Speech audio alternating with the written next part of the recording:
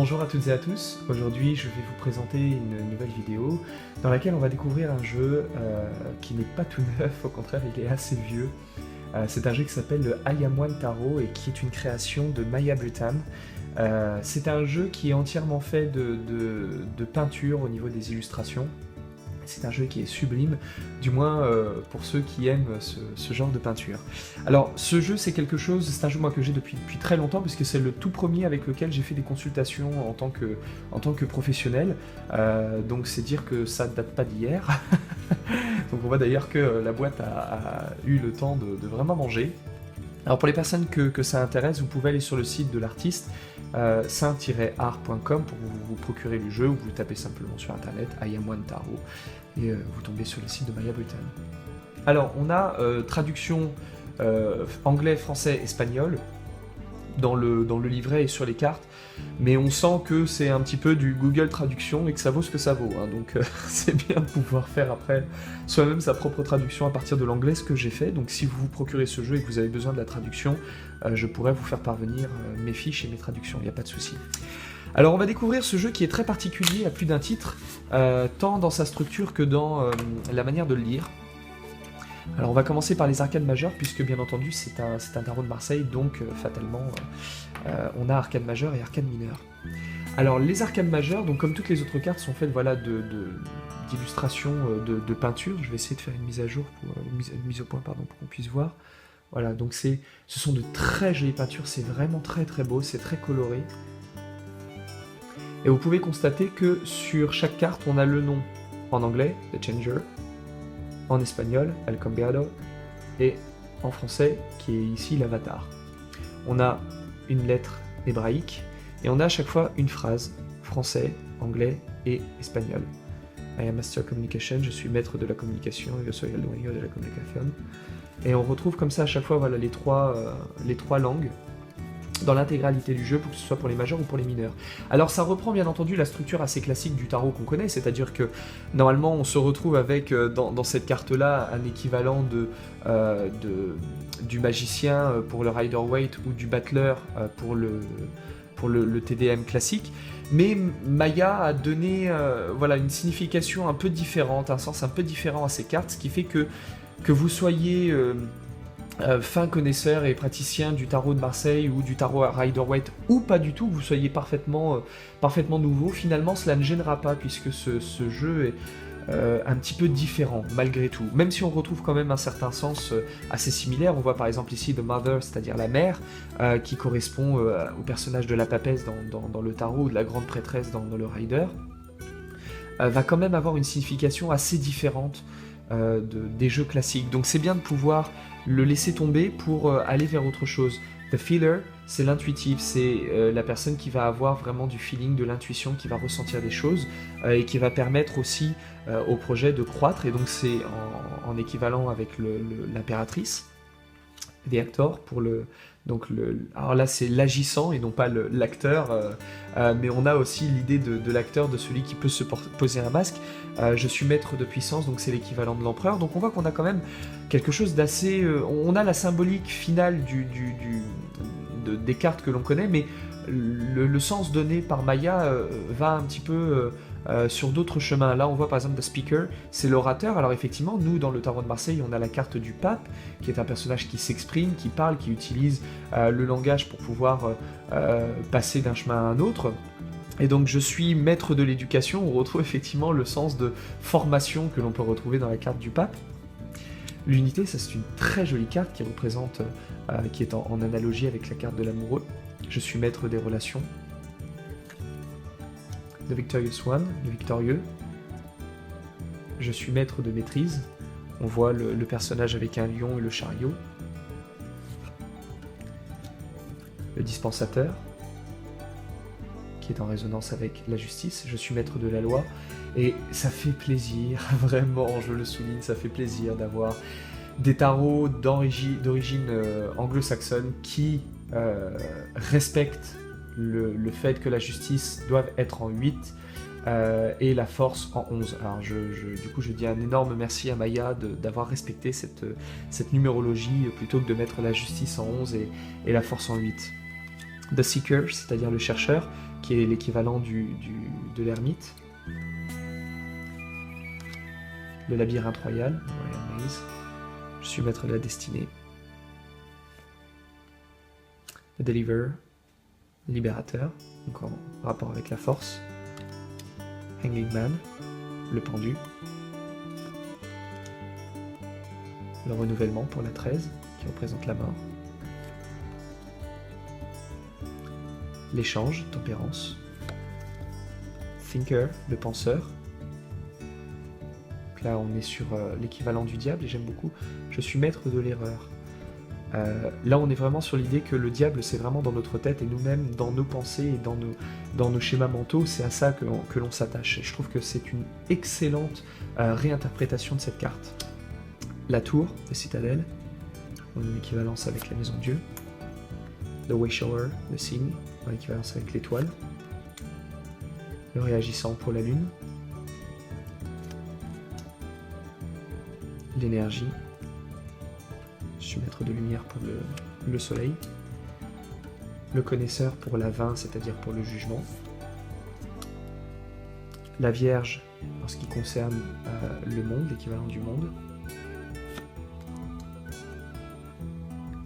Et l'inconnu, de Nameless One, pour le mât. Je suis maître des artistes, je trouve que c'est plutôt une bonne carte.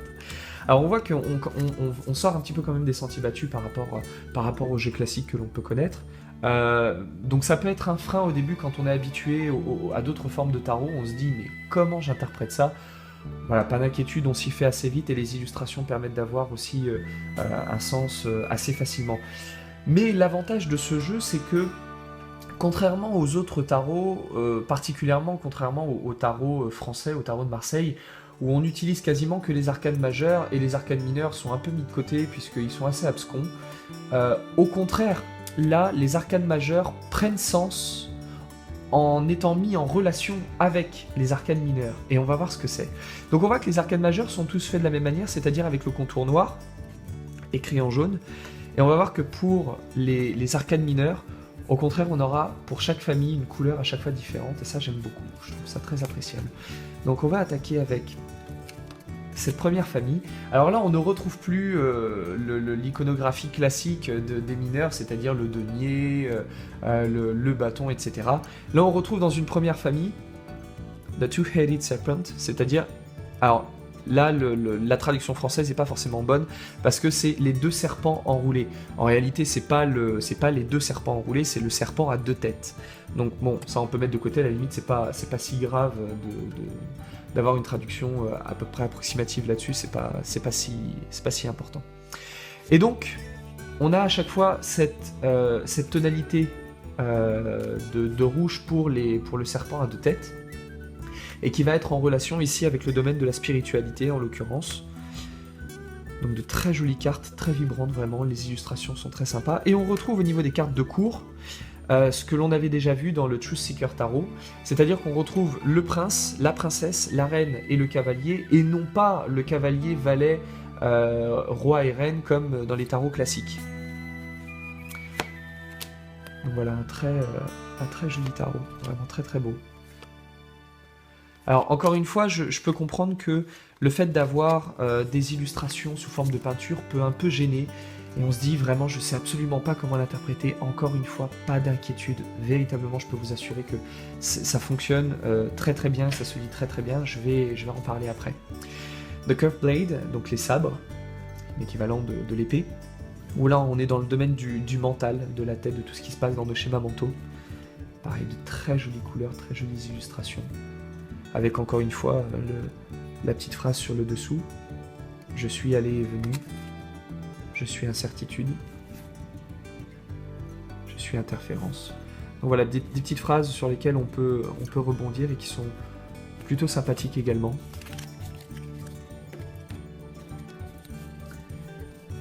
The Stone of Age, la pierre des âges, là, qui va faire référence à ce qui est matériel, à nos biens matériels, à notre argent. Parfois aussi au corps physique, ça peut arriver.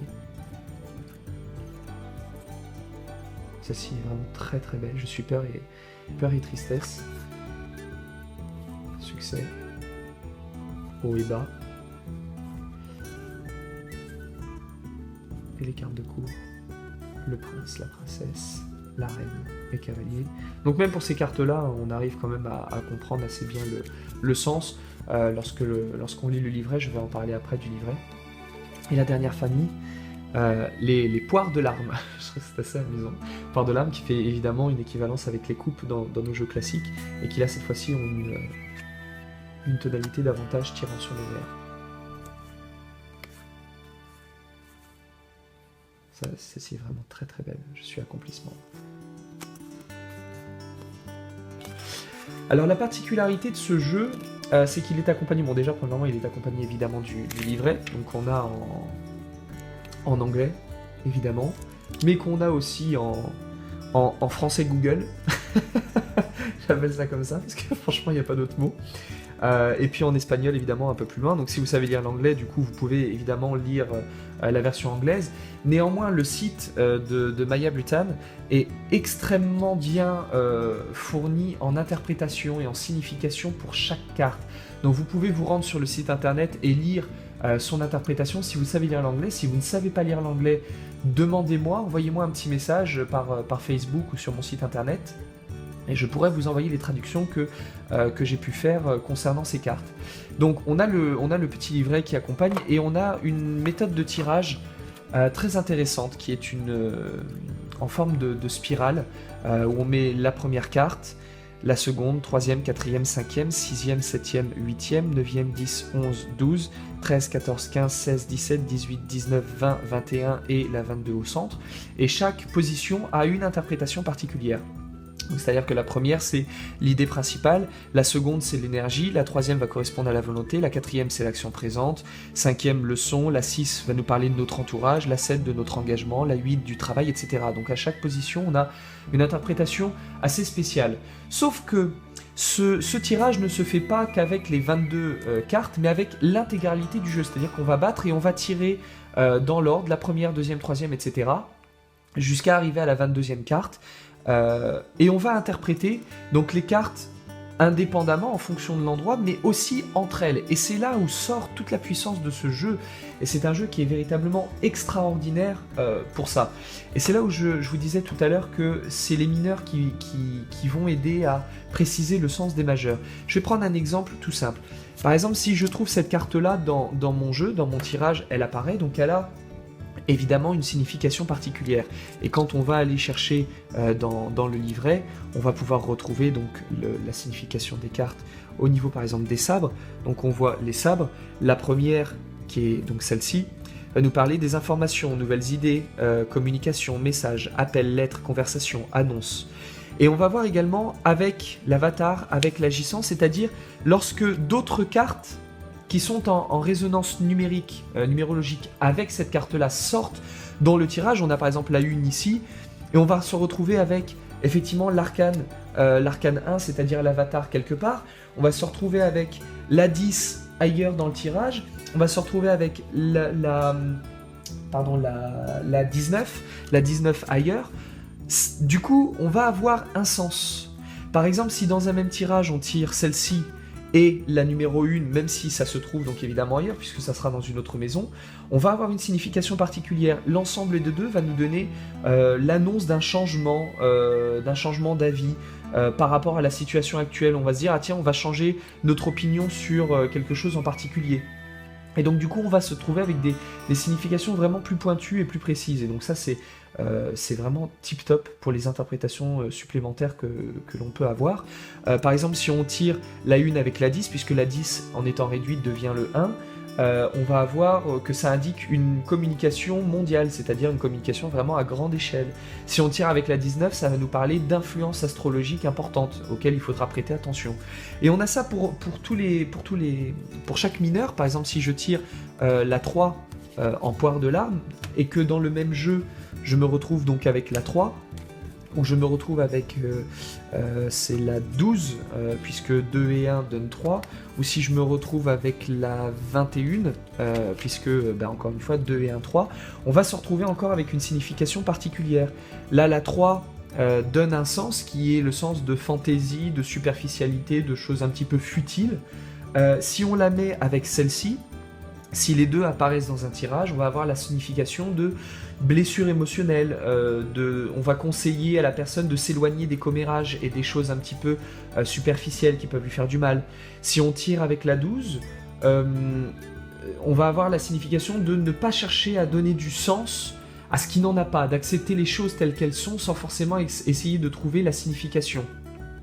Si on tombe avec la 21, ça va nous parler d'un voyage passionnant ou d'avoir beaucoup de chance, une chance qui va nous aider à réaliser nos rêves. Donc on voit qu'on a vraiment cette alliance à chaque fois entre cartes. Une carte veut dire quelque chose, mise en relation avec une autre veut dire encore autre chose. Et ça c'est hyper intéressant. Et je peux vous assurer que des fois en lisant les interprétations on se dit mais c'est complètement tiré par les cheveux, c'est vraiment capillotracté. Et quand on est dans le cadre d'une consultation, cela prend sens de manière extrêmement précise et pertinente, et c'est assez incroyable. C'est vraiment incroyable. Et ce tirage en cartes prend du temps à être fait et à être lu, puisqu'il faut évidemment lire chaque carte isolément par rapport à la position, puis les unes par rapport aux autres, mais les significations entre elles donnent naissance à des informations vraiment extraordinaires et vraiment précises. Donc ce jeu, je vous le recommande, évidemment.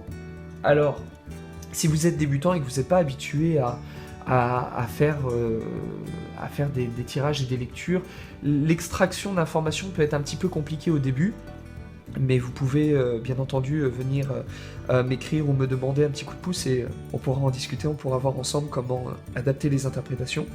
Mais c'est évidemment un jeu que je vous recommande vivement, je l'adore, je l'aime, je l'ai depuis des années et il est absolument fantastique, donc je ne peux pas ne pas vous le conseiller bien entendu. Et puis il n'est pas si cher que ça, donc je vous laisse aller sur le site de Maya Butane pour voir tout ça, donc je vous redonne l'adresse. Donc c'est, hop, par ici, saint-art.com. Sinon, vous tapez directement sur internet I Am One Tarot ou Maya Butane et vous tombez sur son site internet et vous pouvez vous procurer le jeu extrêmement rapidement. Donc voilà, un excellent jeu, fort appréciable. Et puis, si vous avez l'occasion de vous le procurer et de pouvoir tirer avec, n'hésitez pas à me laisser un petit mot et à me dire ce que vous en avez pensé, et puis on pourra en discuter ensemble. Voilà, sur ce, je vous donne rendez-vous pour une nouvelle vidéo et je vous dis à très bientôt.